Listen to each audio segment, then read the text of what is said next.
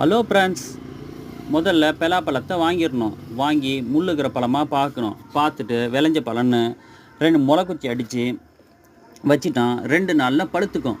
பழுத்த பழத்தை எடுத்து முளைக்குச்சியை பிடுங்கிடணும். பிடுங்கிட்ட பிறகு தேங்காய் குடவலுக்கு போட்டுடணும். போட்டுட்டு கைக்கெலாம் நல்லா தேங்காய் தடவி வைக்கணும்.